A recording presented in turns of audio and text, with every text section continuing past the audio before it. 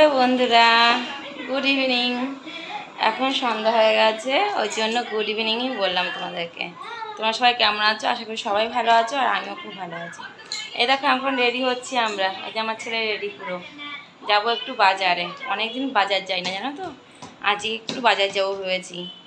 তো একটু ঘোরাও হয়ে যাবে আর টুকিটাকি জিনিস কেনাও হয়ে যাবে। আর সত্যি কথা বলতে কি বলো তো,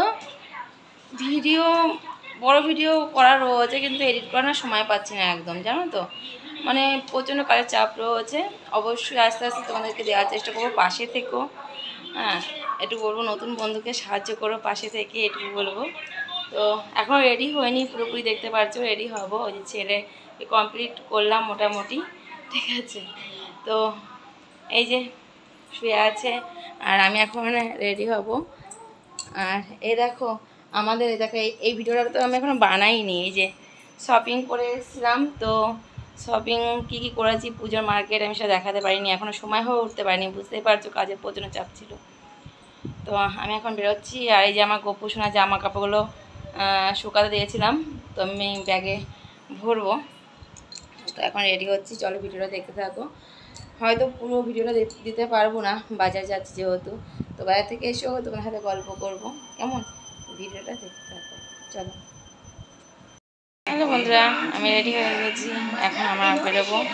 আর ওই যে আমার বাবাটাকেও পুরোপুরি তো আগে রেডি করে দিয়েছিলাম, তোমরা সবাই দেখেছো। আবার ও হাই বলছে,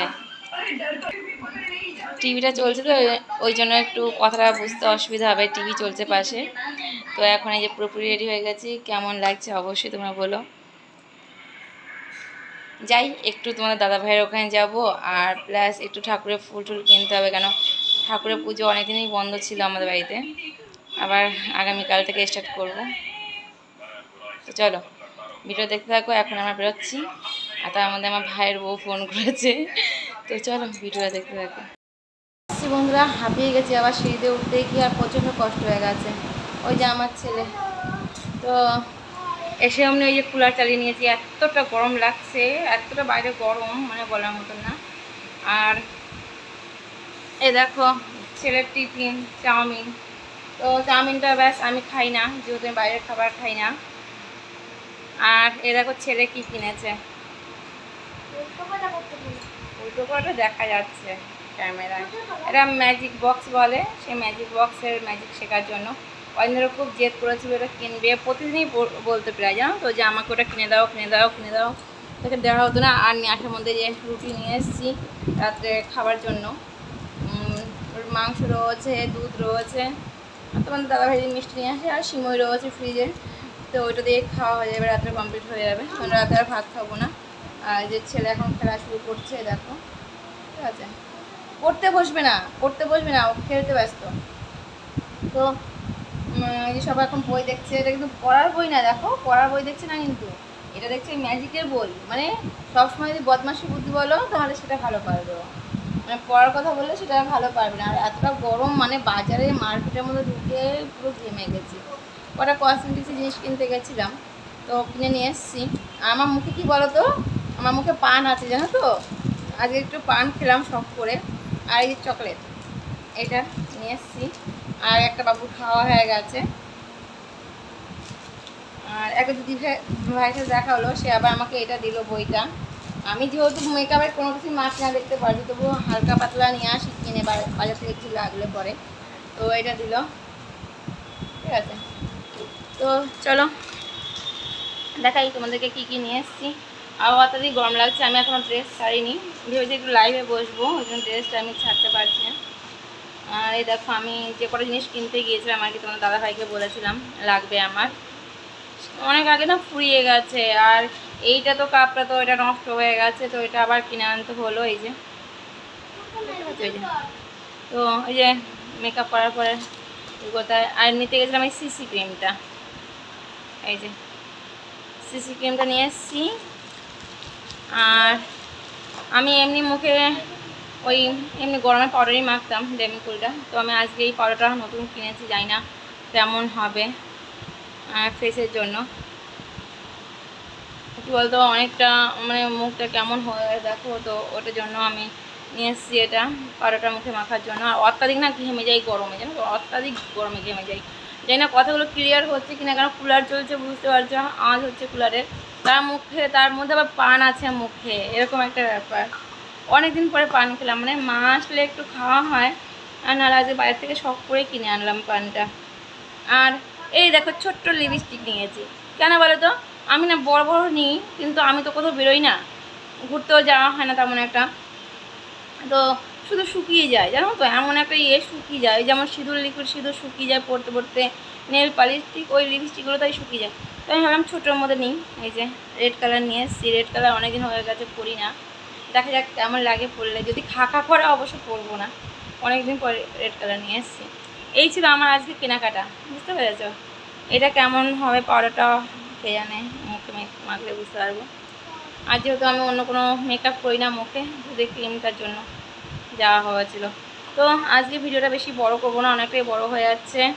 তো এখন এই যে খেলতে বসে গেছে, ঠিক আছে, খেলতে বসে গেছে, এসে পারলো না, খেলতে বসে গেছে।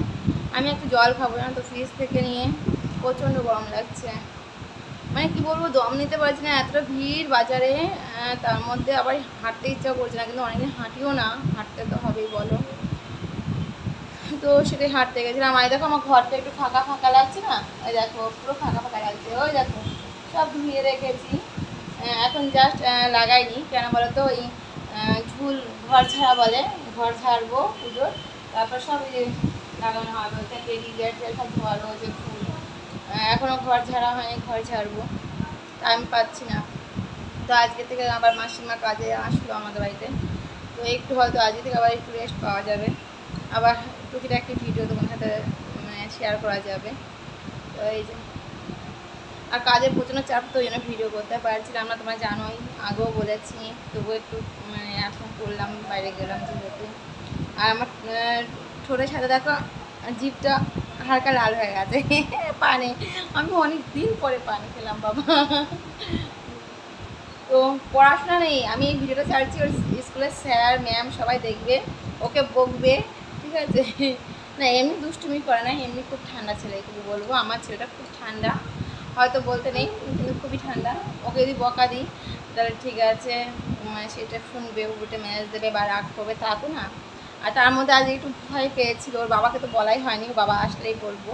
কী হয়েছে জানো তো, ওই এইখানটায় চাদরে দেখতে পারবে কি না, এই দেখো কালো স্পট, দেখেছো, ওই দেখো কালো স্পট, তো চাদরটার মধ্যে ও সেই পেনের কালি হয় না, তো পেনের কালিটা ওখানে লাগিয়েছে। আমি জানি না, ওর বাবা চলে গেছে, আমি তখন একটু কাজ টাজ করে একটু টিভি দেখছি আর কি বসে বসে, তার মধ্যে ও না, ওর বাবা একটা গেঞ্জি ছিল ওইখানটা নাড়া, তো ওইটা না আমি দেখলাম ও একটা বোতলের মধ্যে জল নিয়েছে, জল নিয়ে গেঞ্জিটার মধ্যে মনে হচ্ছে জলটা দেবে, এরকম একটা ব্যাপার, গেঞ্জিটা আর কি ভিজাবে গেঞ্জি। আমি বললাম এই তুই গেঞ্জি ভিজাচ্ছিস কেন রে, কী হয়েছে? তখনও কিছু বলেনি ছেলে আমার। তা আমি ভেবেছি হয়তো অনেকদিন বাজার ঘাটে বেরোনো হয় না, ঘুরতে নিয়ে যাওয়া হয় না, হয়তো মন ভার হয়ে আছে। আমি বাবাকে বললাম তাহলে আজকে একটু বেরোই, আবার কালকে থেকে চাপে পড়ে যাবো, রাত্রেবেলা থেকে কাজ শুরু হচ্ছে আবার।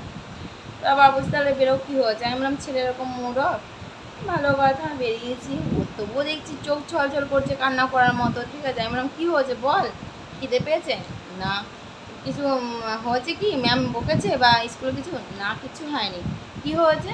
শেষমেশ হালকা করে একটু সরে গেল, সরে যে গিয়ে ওইটা আমাকে দেখাচ্ছে, মানে ও জানে বাবা তো মারে না, মারলে মাই মারে ওকে, তো ও তো মাকেই ভয় পায়, মা যদি কিছু না বলে তাহলে তো বাবা কিছু বলবেই না, একদম হাত পা ছাড়া হয়ে গেল।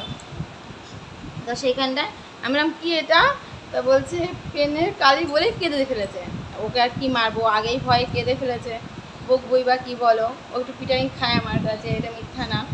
আর তারপরে আমরা ঠিক আছে, এটা চাদর ধুলাই করতে করতে উঠে যাবে। উমা তারপর বাবার গেঞ্জিতে লাগিয়েছে, তখন আমি বুঝতে পারলাম ও জলটা নিয়ে কী করছিল, ওই জলটা নিয়ে ওর বাবার গেঞ্জিতে যে লাগিয়েছে ওইটা ওর মোছার চেষ্টা করছিল, তো সেটাও পারেনি, ঠিক আছে। আমি তো হেসে মরে যাচ্ছি ওর কান্না দেখে। কেমন কাঁদছিলিস একটু বলে দে, কেমন কান্না করছিলিস? আর কিছু বললো না, হেসে বেরিয়ে দিল। তো যাই হোক, আগে একবার কী হয়েছে যেন, নতুন চাদর, আমার বেড কভার নতুন, আমি বেড কভার আগেবার পুজোর সময় কিনেছি, ওই যে হোলি চাদর যেগুলোকে বলে না, সেগুলো আমি কিনেছি। আর আমি একদিনকে ঘুমাচ্ছি, চাদরটা বেড কভারটা প্রথম তখন মনে হয় পেতেছিলাম, দ্বিতীয় দিন এরকমই একটা হবে। আমি ঘুমাচ্ছি, ও কী করেছে তখন আরও অবুঝ ছিল এরকম একটা ব্যাপার। ও কী করেছে, সে ব্লেড হয় না, ব্লেড দিয়ে না সেই চাদরটাকে কেটেছে বসে বসে। আমি বুঝতে পারিনি, আমি বললাম কী হলো, কী ব্যাপার এটা। তারপর দেখি ও চাদর কেটেছে। হ্যাঁ, আমি ওকে যা মার মেরেছিলাম, এই নিচ থেকে দিদি এসে আমাকে ঠেকায়, ওকে প্রচণ্ড মার মেরেছিলাম। মানে আমি সত্যি কথা বলতে তোমাদের দাদাভাই আমাকে সবই দেয়, মানা কিছুই করে না, কিন্তু না আমি না অনেক কষ্টে ওই চাদরের টাকাটা আস্তে আস্তে জমি জমি আমার খুব ইচ্ছে ছিল চাদরটা কিনা, খুলি চাদরটা সব রকমই বেড কাভার আছে, কিন্তু আমার ইচ্ছে ছিল ওটা একটা কিনবো। আমি কিনেও ছিলাম, 500 টাকা দাম নিয়েছিল, আর ও ওই চাদরটাকে রুম করেছে। আমার না সত্যি মাথার রাগ প্রচণ্ড উঠে গেছিলো, এতটা রাগ হয়ে গেছিলো, ওকে মেরেও ছিলাম। তারপর ওইটাই ওর মানে জীবনে মানে শেষ মার হয়েছে আমার জন্য। হালকা পাতলা একটা দুটো থাপ্পড় মারি এখন, তাছাড়া ওরকম মার আমি আর মারতে চাই না, কারণ আচমকা লেগে যাবে বলো, মাথাটা অনেকটাই আমার সেদিনকে গরম হয়ে গেছিলো, আমি প্রচণ্ড রকম ভয় পেয়ে গেছিলাম ওকে নিয়ে। তো যাই হোক, আজকের ভিডিওটা বেশি বড় করবো না বন্ধুরা, অনেকটা বড় হয়ে যাচ্ছে। তো আবার নতুন ভিডিও নিয়ে আসবো, তোমার পাশে থেকো, আর ভালো লাগলে লাইক কমেন্ট করো, আর ভালো লাগলে শেয়ার করো, সেও তোমাদের নিয়ে। তো পাশে থেকো, টাটা, গুড নাইট।